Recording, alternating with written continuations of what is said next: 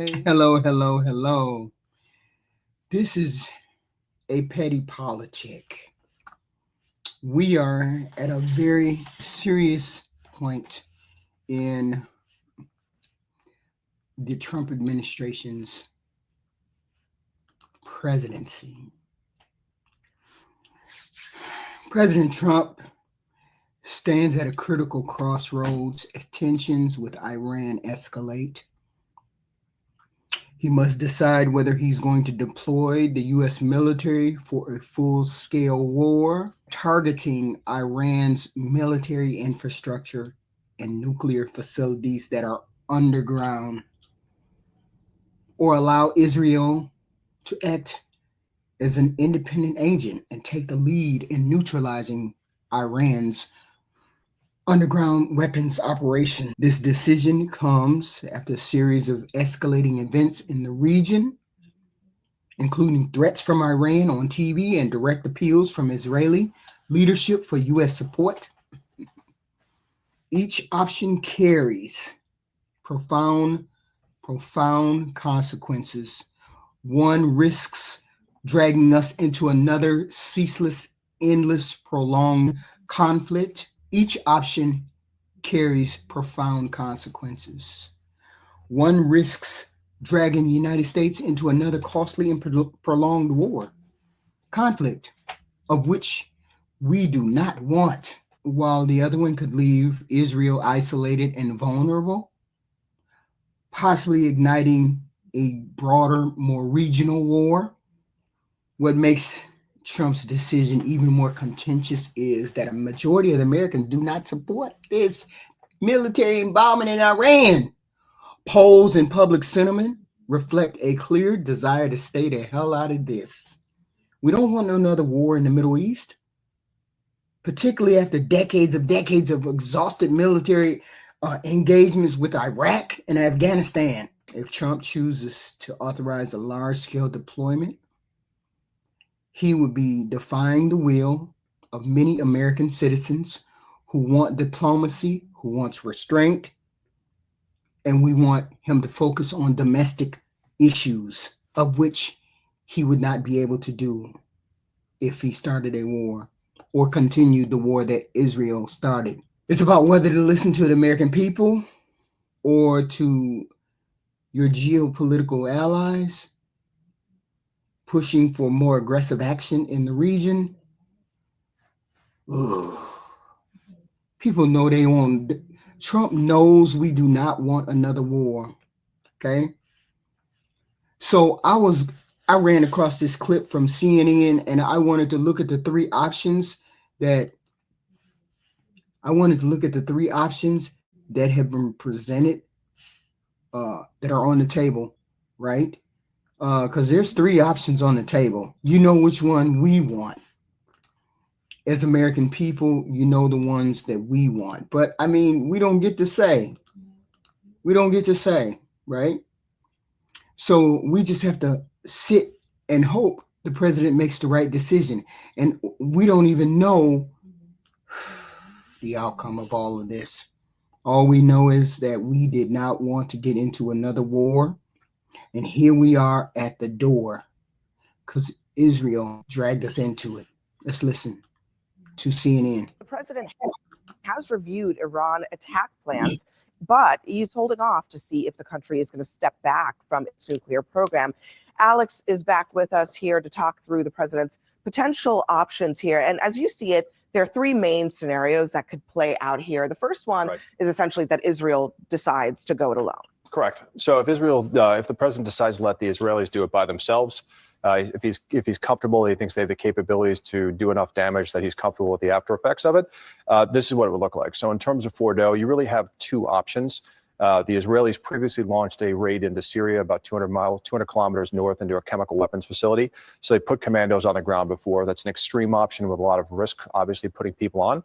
But as you can see, the tunnel entrance is here. So we got them here, right here, and here, right? So if you're going to send folks inside into the mountain into a deep buried facility as a render safe mission, kind of difficult. Yeah, but I mean, how defended is this area, though? I mean, are there, Iranians on the ground? Sure. What else is there? So, I mean, there's plenty of defenses that are here. This was specifically built as a deep buried facility to withstand conventional attacks, either from a ground or an air raid. Yeah. So, and you also have what we'd call fatal funnels or choke points, because if there's any guns inside, those are the only entrance points, and that's where they're pointing. So it's a very difficult mission set for anybody performing it. Yeah. No. So the second option is that Yeah, so the first option, okay. The first option is to let Israel handle it on their own. They send men into these underground tunnels, chemical weapons facility entrances, and we let them do what they need to do to defend Israel. That means we step back and let them do their job entirely on their own, right? They would carry out the attack on Iran's underground weapons facility using its own military tools and plans, right? We would offer support, from the sidelines, right? Maybe intelligence or encouragement, but no American troop or planes would be involved directly in this. And then it would send a message to U.S. people that they can handle it. We got your back, but we won't be getting our hands dirty when it comes to fighting with Iran. That's the first choice that Donald Trump has to figure out. That's the first choice that Donald Trump has to decide about. Number two, let's listen to him. Alex. The United States does a limited attack. And it sounds like from our reporting that is what the United States is trying to figure out. What is the limited option here? Right. So if it's limited option, so if it wasn't the ground raid and the Israelis, those same tunnels, if they don't bomb them, they collapse the tunnels and the air shafts so they can't get inside, requiring constant suppression, then it becomes the U.S. option, right? There's really only one aircraft that's capable of carrying the 30,000-pound bunker-busting bombs required to do the mission, and it's the B-2 stealth bombers that you see here. So round trip to the United States with refueling, provided that nothing forward deployed, probably multiple sorties involved, but that's realistically what we're looking at in order to do enough damage to set the program back. Yeah, and the B-2s, Israel doesn't have them. They don't have them, and that's why it requires the U.S., and they can't deliver as big of a blow from the air. Yeah, so talk us through option three. Okay, so option two is this. This is the middle of the ground approach. The U.S. would bomb the entrances and the tunnels that lead to Iran's underground weapons facilities, basically choking off entrance, exits, access to it. After that, Israel would go in and finish the mission. We would use the B-2 stealth bombers. We would use the B-2 Spirit bombers to destroy what's inside or destroy all the entrances. I guess we would stop after the first two rounds because we wouldn't need any further involvement and we wouldn't have any boots on the ground. So this is basically saying we're going to kick the door in for you. Israel, we're going to kick the door in, but you got to go in there and finish the job on your own. Basically, that's option number two, which still means we get involved with the war, though, because anything is possible after Iran says if we get involved, Iran is going scorched earth. That's what he said on TV. So option number three, let's see. This is essentially looking at the region and saying, not just this one facility, but let's take it all out. Like, what are we talking about in terms of that? Sure. I think this is the least likely option to start with. If the president makes a decision to hit Fordo, his political base doesn't support, a war. He certainly doesn't want to collapse the government there and deal with nation and state building, which is what we saw in Iraq and Afghanistan. But if we did go in and decide to strike, right, what do the targets look like outside of that? You can see the nuclear facilities here with the nuclear symbols, and then you've got regime targets, and then you've got oil refineries along there, which is really far expanded at that point. It's more likely that would be, but that would realistically probably only happen if they decide to go after U.S. forces in the region. So we have between Qatar, the UAE, we've got major air bases. U.S. Central Command has a forward headquarters at Al Udeid Air Force Base in Doha. We've got major bases in Kuwait. But what's probably the most likely would be the U.S. bases here, outside of Baghdad, up north in Kurdistan, and then here in Syria along the border, which is what everybody's predicting they would try to hit. So the U.S. has been surging assets in. F-22 squadron came in today into the U.K., all kinds of fighter assets and air defense systems to protect U.S. forces that are there. Ships were moved out of the harbors, and aircraft that were not in hardened bunkers have already been moved out. It is very clear the U.S. is preparing for a potential option to strike at this point. Yeah. Okay. So this option three is the most aggressive one. That means we would be all in. We would target those underground tunnels, and we would target other facilities within the region, homes, buildings, safe havens. We would be trying to take out everything, okay? And then we would lead and I guess we would lead in this attack, right? Not just underground facilities, but multiple military and strategic targets across the country, right? This would involve, this would be a full-fledged war, right? Airstrikes, ships, troops, long-term engagement, occupation. Israel would help, but we would be running the show. And if we go in full force, leading the charge, choosing the targets, and managing the war effort, that means we paying for everything. This is something we don't want. This is something the American people don't want. We did not try to go. We do not want a war just like Afghanistan. We do not want a war. Okay? But this is where we at. This is where we at. Let's continue.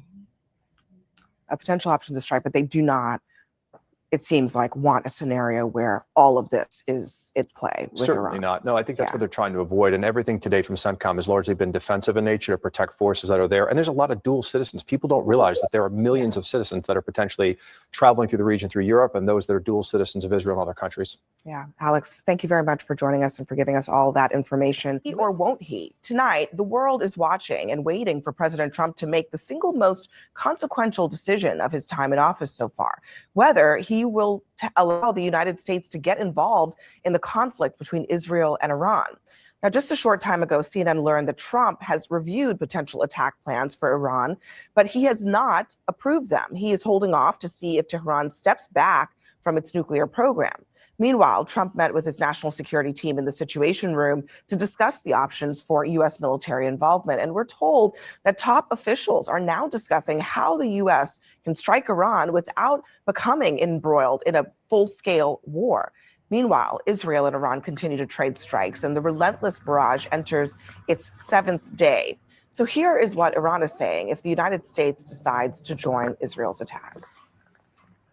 If the Americans decide to get involved militarily, we have no choice but to retaliate wherever we find the targets necessary to be acted upon.